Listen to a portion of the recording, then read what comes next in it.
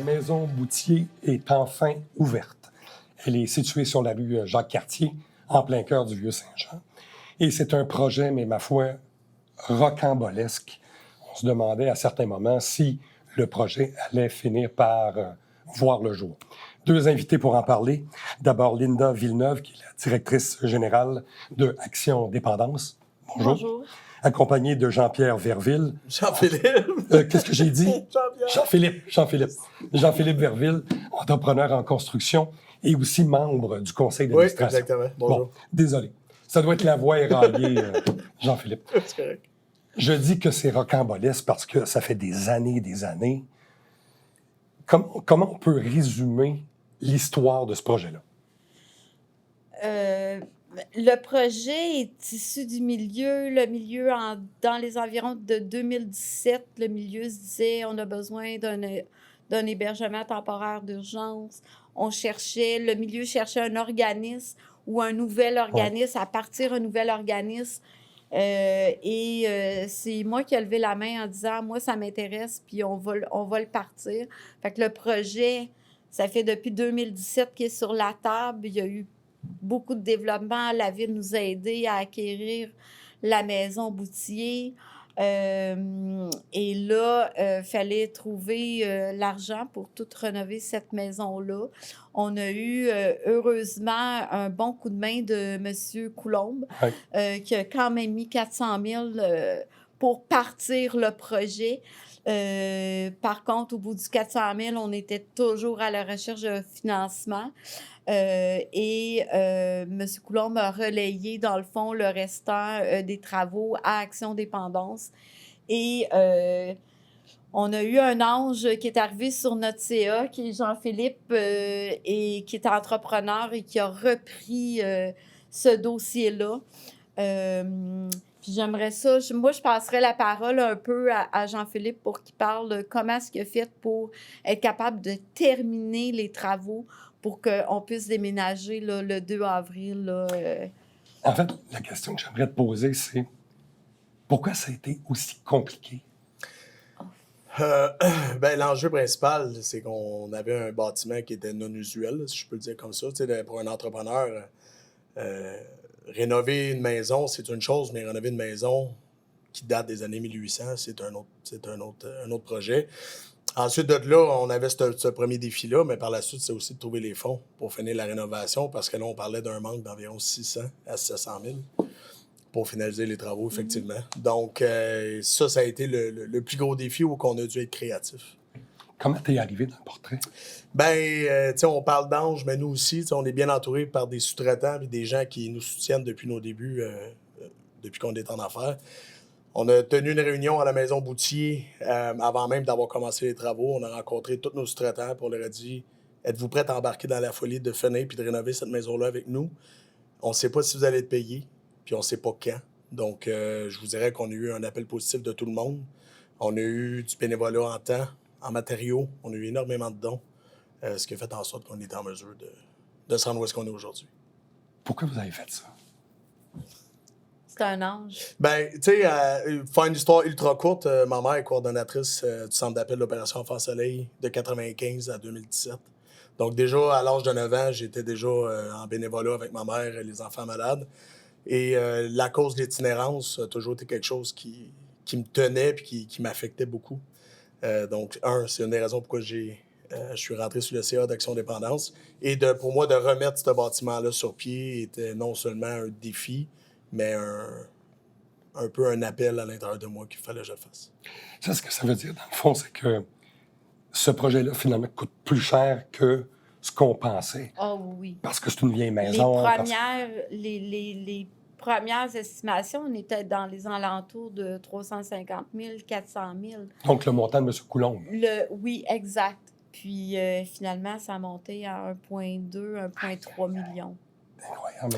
Mais en comptant les dons, tout ça, mais il faut penser que la maison a été abandonnée de plus de 20 ans. Moi, ça fait 23 ans que je travaille sur le territoire. J'ai toujours vu cette maison abandonnée là. Moi, je ne suis pas de Saint-Jean, mais elle était abandonnée. Ouais. Tout a été refait à l'intérieur là, et à l'extérieur. Fait que c'était un gros projet, là.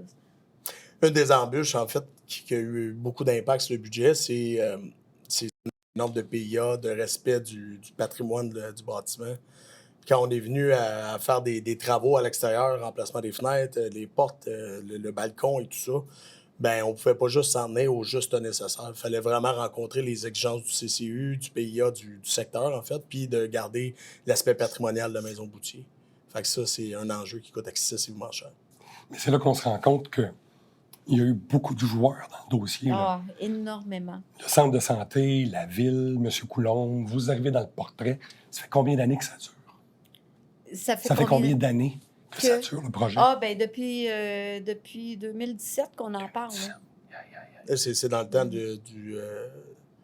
que M. Plante qui était maire de la ville de Saint-Jean. Là, c'est lui qui en a fait l'annonce en Parce que 17-18. l'acquisition de la maison, ça a pris à peu près 1 an et demi. C'était long, ça venait du Conseil du Trésor, etc. Fait que c'était très long. C'est des démarches qui sont longues. Fait que c'est sûr que c'était un gros projet, là. Mais aujourd'hui, il y a plusieurs gens qui passent devant la maison. Puis moi, quand je suis dehors, ils me disent « Hey, c'est vraiment le fun que cette maison-là ait été restaurée. » Puis c'est vraiment beau, là. Entre autres, là, elle a été repeinte là, dernièrement, là. Fait que c'est vraiment, vraiment beau. Il y a une belle histoire dans cette maison-là. Là. Si on prend le temps là, de lire l'histoire de qui a habité cette maison-là, qui l'a utilisée depuis à aujourd'hui, ça reste un monument de la ville de Saint-Jean, puis je pense qu'elle méritait d'être restaurée. Puis ce qui est beau de ça, c'est que quand on lit l'historique, c'est Dr Boutier qui était appelé le docteur des pauvres, mais cette maison-là, elle a encore une vocation pour les plus démunis. Fait que moi, ça, je trouve ça très beau. Il y a combien de personnes qui, de près ou de loin, ont participé à la finalisation des travaux? Tu sais, je vous dirais, là, on a créé une plaque commémorative qui va être installée devant la maison. Juste sur celle-là, il y a au moins une 50aine de sous-traitants, de fournisseurs. On a eu des bénévoles qui sont même pas entrepreneurs, là, par connaissance, qui sont venus peindre la maison. On a eu des bénévoles, on en a eu d'un peu partout. Là, ça peut se compter en centaines. Bon. Parlons de la cause de l'itinérance. Parlons de la maison, de Action Dépendance. La maison va servir à quoi? La maison, actuellement, là, elle est ouverte. C'est un hébergement temporaire d'urgence pour une période de 3 semaines à 1 mois, dans le but de relocaliser, de faire des démarches pour relocaliser les usagers qui y passent. Actuellement, on a 6 lits de femmes, 8 lits d'hommes. Pendant l'hiver, on va rajouter 6 lits climatiques. Alors, ces lits-là, ça sera que des lits ponctuels. Ils vont arriver vers 10 heures le soir, ils vont quitter à 7 heures le matin. Alors, c'est vraiment juste pour une nuit, quand il va faire très froid, là. Alors, c'est comme 2 services différents là, par rapport à la maison. De quelle façon ils entrent chez vous? La grande majorité, le service commence à être connu parce que ça fait quand même 4 ans. On a opéré 4 ans à l'Auberge Harris. Le milieu commence à connaître les gens de la population. Alors, ça peut être quelqu'un de la population qui est inquiet, qui appelle, ou qu'il y a quelqu'un avec lui qui est en situation d'itinérance. On a beaucoup de références d'organismes communautaires qui connaissent nos services. Les services policiers aussi peuvent nous en amener quand même assez fréquemment. Alors, c'est plus ces référents-là. Donc. La présence de la maison Boutier, ça va changer quoi dans le portrait ou la gestion de l'itinérance à Saint-Jean? Ça va changer quoi? C'est sûr que nous, si je regarde juste les dernières statistiques pour l'année passée, il y a quand même 421 personnes qui ont passé à l'hébergement pendant l'année. Sur ce nombre, on en compte, j'espère que je ne me trompe pas, là, mais c'est dans les environs de 250 qui ont été relocalisés en logement. C'est énorme. C'est énorme.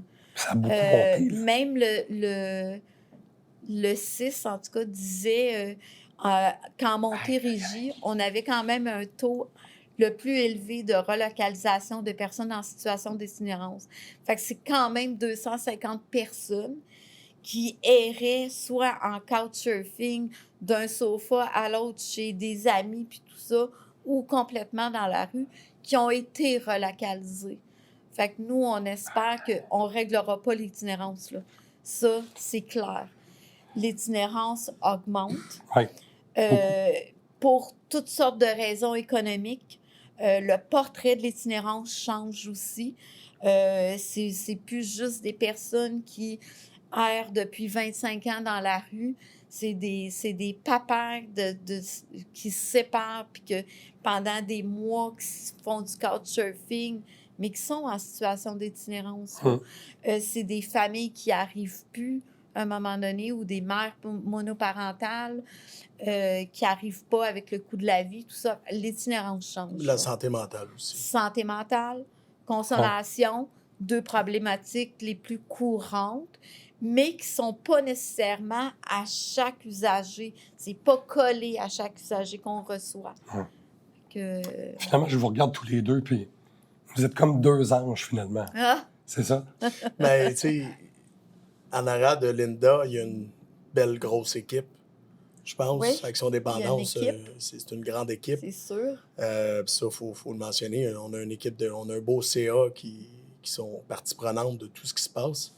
Puis de mon côté, ben, j'ai mon partner Stéphane qui m'a suivi dans ma folie aussi d'embarquer là-dedans. Puis aussi, tous les gens qui nous entourent, on est chanceux. Exact. Très chanceux. Parce qu'actuellement, à l'hébergement, on a 14 employés. Sur mon volet prévention, j'en ai 5. Et puis, j'ai aussi un employé qui fait de la stabilité résidentielle. Alors, quand il passe à l'hébergement, les usagers sont associés à un intervenant qui va poursuivre les interventions quand il va être en logement pour être sûr qu'il paye son loyer, que ça va bien avec le propriétaire. Alors, j'ai une personne. Fait que ça fait quand même une grande équipe, là.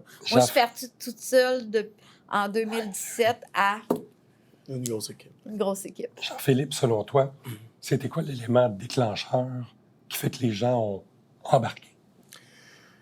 Tu sais, je vous dirais, il y a deux choses. Il y a la cause. Je l'ai déjà dit dans une entrevue avec vous, je pense qu'à l'intérieur de chaque être humain, on a un cœur. Je pense que la cause a appelé les personnes que j'ai rencontrées. Puis peut-être aussi la proximité que moi et Stéphane, on a avec nos sous-traitants. On a une belle relation avec eux depuis des années. Puis je pense qu'on était inspirés, mais on les a aussi inspirés à faire partie de ce projet-là. Ça, définitivement. Puis ça, moi-même, je l'ai senti parce que quand je visitais le chantier, là, les gens avaient du cœur, là. Moi, ça me touchait. Parce qu'on le sent, ça. Moi, en tout cas, ça vibre, là. Fait que c'était... Tous les gens qui ont passé, c'est un gros merci. Il y aura une ouverture officielle là, qui sera en septembre. Le CA s'occupe de ça. Mais pour remercier tous ces gens-là. Un gros merci. Merci beaucoup. Restez avec nous. On vous revient après ceci.